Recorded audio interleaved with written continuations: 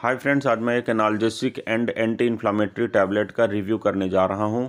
आपके शरीर में होने वाले दर्द और सूजन को दूर करने के लिए इस मेडिसिन को लेने की एडवाइस की जाती है। काइमट्राल फोर्ट टैबलेट ब्रांड नेम से यह मार्केट में उपलब्ध होता है। वोकहार्ट लिमिटेड के द्वारा इसका प्रोडक्शन किया जाता है। कीमत की अगर बात करें तो 20 टैबलेट्स का एक स्ट्रिप मार्केट में 302 रुपीज़ का उपलब्ध होता है। फ्रेंड्स, अगर अभी तक आपने मेरे चैनल को सब्सक्राइब नहीं किया है तो प्लीज़ चैनल को सब्सक्राइब कर लें। बेल आइकन को भी प्रेस करें ताकि आने वाले सारे वीडियोस की नोटिफिकेशंस आप तक आ जाएं और आप मेरा कोई भी वीडियो को मिस ना करें। अगर आपने इस प्रोडक्ट को इस्तेमाल किया है तो आपके क्या क्या एक्सपीरियंसेस रहे हैं कमेंट सेक्शन पर लिखकर मुझे ज़रूर बताएँ। मेडिसिन को अगर आप परचेस करना चाहते हैं तो लिंक डिस्क्रिप्शन में है, मेडिसिन को आप परचेस कर सकते हैं।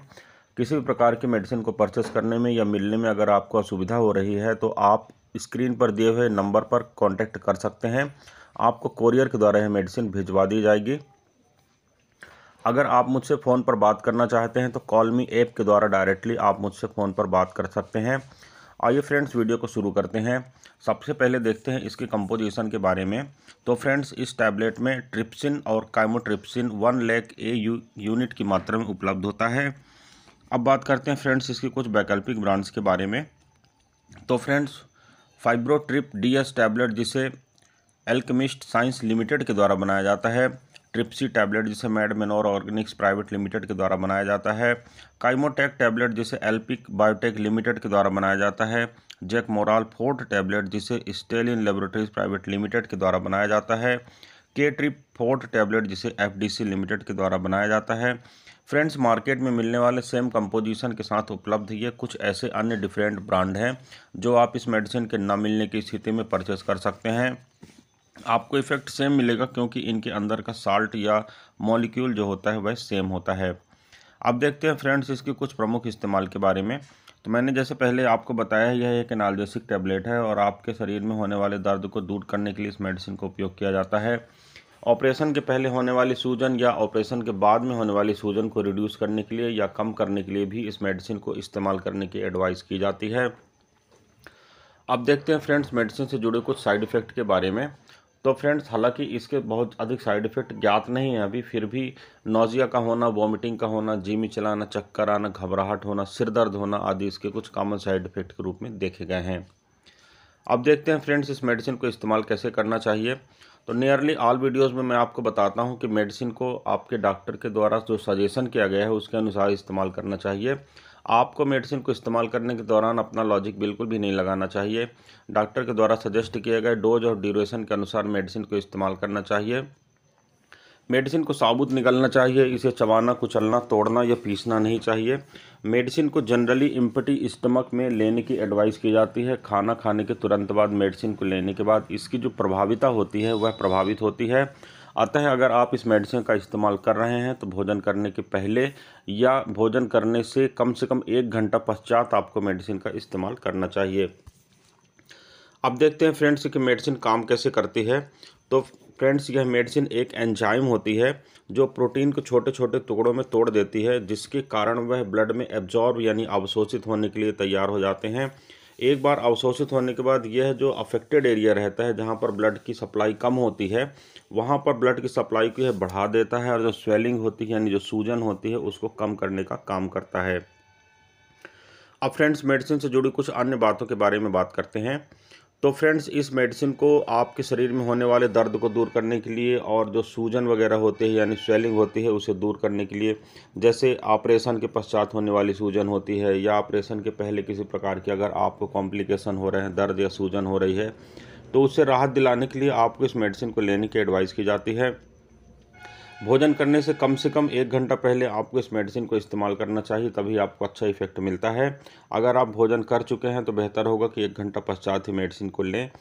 अगर किसी प्रकार की सर्जरी होना है तो चूंकि यह मेडिसिन ब्लड क्लॉटिंग में अफेक्ट करती है, उसे प्रभावित करती है ब्लड की क्लॉटिंग को, इसीलिए आपको सजेस्ट किया जाता है कि अगर किसी भी प्रकार की सर्जरी के समय निर्धारित आपका हो चुका है तो आपको कम से कम 15 दिन पहले मेडिसिन को लेना बंद कर देना चाहिए। अगर आपको किसी भी प्रकार की लीवर या किडनी से जुड़ी कोई समस्या हो रही है या ब्लड क्लॉटिंग का कोई फैक्टर या मैकेनिज्म आपके शरीर में प्रभावित हो रहा है तो आपको इस बारे में डॉक्टर से परामर्श अवश्य करना चाहिए, क्योंकि जो मेडिसिन होती है वो ब्लड क्लॉटिंग को अफेक्ट करती है और डॉक्टर के द्वारा दी गई अधिक मात्रा में कोई दूसरे प्रकार की मेडिसिन आपके क्लॉटिंग मैकेनिज्म में गंभीर दुष्परिणाम ला सकती है। इसलिए आपको इस बारे में उचित परामर्श अवश्य करना चाहिए। मेडिसिन अगर कोई भूल गए हैं या निश्चित समय पर नहीं ले पाए हैं तो जितना जल्दी हो सके आपको मेडिसिन को ले लेना चाहिए। परंतु अगर निश्चित जो खुराक है अगली मेडिसिन का, अगर वह समय नज़दीक पहुंच गया है तो आपको मेडिसिन की डोज को डबल नहीं करना चाहिए, निर्धारित समय वाली मेडिसिन की डोज को लेना चाहिए और पिछली जो छूटी हुई खुराक है उसे पूरी तरह से छोड़ देना चाहिए। मेडिसिन का जिस दौरान आप इस्तेमाल कर रहे हैं तो अल्कोहल या किसी प्रकार की नशे की सामग्री का आपको इस्तेमाल नहीं करना चाहिए, इसके परिणाम गंभीर हो सकते हैं। गर्भावस्था से अगर आप गुजर रहे हैं या स्तनपान करा रहे हैं तो बेहतर होगा कि आप अपने डॉक्टर से उचित परामर्श करें, इसके पश्चात ही मेडिसिन का सेवन करें। इस मेडिसिन को लेने के दौरान किसी प्रकार का मेंटल कंसंट्रेशन लॉस होता है या नहीं होता है यह अभी ज्ञात नहीं है। फिर भी अगर बहुत आवश्यक न हो तो मेडिसिन लेने के तुरंत बाद आपको ड्राइविंग से बचना चाहिए। किडनी रोग और लीवर रोग से जुड़ी समस्याओं के लिए मैं आपको पहले ही एडवाइस कर चुका हूं कि अगर किसी भी प्रकार की आपको प्रॉब्लम है या क्लॉटिंग मैकेनिज्म अगर आपके शरीर में अल्टर है तो आपको अपने चिकित्सक से इस बारे में अवश्य परामर्श करना चाहिए। इस मेडिसिन को छोटी अवधि के लिए इस्तेमाल किया जाना सुरक्षित होता है। जनरली 10 से 15 दिन के लिए मेडिसिन को उपयोग करने की आपको एडवाइस दी जाती है। जब तक डॉक्टर इसकी डोज को आगे न बढ़ाए 15 दिन से अधिक, तब तक लंबे समय तक आपको मेडिसिन का अनुपान नहीं करना चाहिए और जब तक डॉक्टर इसे ना कहे यानी लगभग 10 से 15 दिन तक तो अपने आप मेडिसिन को आपको लेना बंद भी नहीं करना चाहिए। इस मेडिसिन को जनरली लेने के बाद लगभग 24 से 48 घंटे के समय मेडिसिन को सेट होने में लगता है, यानी मेडिसिन की जो आंतरिक गतिविधि होती है उसको उत्पन्न होने में या उसकी प्रभाविता को शो होने में लगभग 24 से 48 घंटे का समय लगता है। अतः अगर आप मेडिसिन के 1 डोज या 2 डोज ले रहे हो, किसी भी प्रकार का परिणाम आपको नहीं मिल रहा है तो कभी कभी आप मेडिसिन लेना बंद कर देते हैं। ऐसा आपको नहीं करना चाहिए। यह जनरली एक उत्प्रेरक के रूप में काम करता है और किसी भी प्रकार के उत्प्रेरक को काम करने में थोड़ा सा समय लगता है, इसलिए आपको धैर्य रखना चाहिए और मेडिसिन का सेवन कम से कम 7 से 10 दिन के लिए अवश्य करना चाहिए।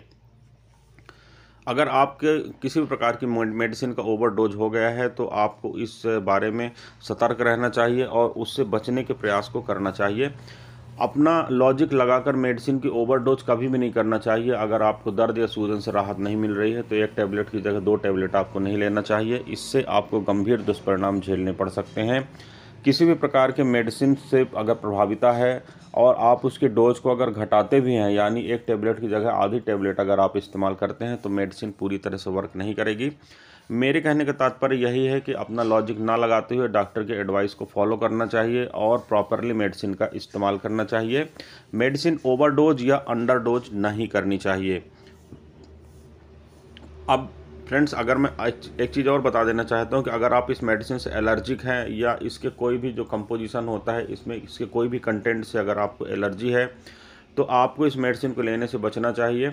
और अगर आपको किसी भी प्रकार की गंभीर समस्या है, जैसे हार्ट में प्रॉब्लम है, ब्रेन में प्रॉब्लम है, किडनी या लीवर में प्रॉब्लम है या किसी अन्य प्रकार की समस्या आपको हो रही है, रक्त संबंधी किसी भी प्रकार के विकार से अगर आप पीड़ित हैं तो आपको इस बारे में डॉक्टर से उचित परामर्श करना चाहिए, क्योंकि यह मेडिसिन आपके शरीर में गंभीर प्रकार के दुष्परिणाम डेवलप कर सकती है।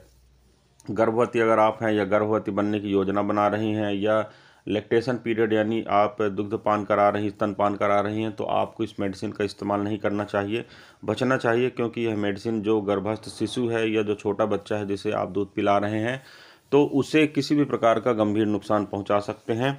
इसलिए आपको ऐसी प्रैक्टिसेस से बचना चाहिए। तो फ्रेंड्स, ये था एक छोटा सा रिव्यू मेडिसिन के ऊपर। मैं उम्मीद करता हूँ फ्रेंड्स ये वीडियो आपको पसंद आया होगा। अगर वीडियो पसंद आता है तो प्लीज़ वीडियो को लाइक करें, चैनल को सब्सक्राइब करें। मेडिसिन को आपको सिर्फ वीडियो के आधार पर सेवन नहीं करना चाहिए, यह आपके लिए नुकसानदायक हो सकता है। इस वीडियो में फ्रेंड्स बस इतना ही। किसी अन्य अच्छे इंटरेस्टिंग टॉपिक के साथ आपसे फिर मुलाकात करता हूँ। तब तक के लिए गुड बाय। आपका दिन शुभ हो। जय हिंद।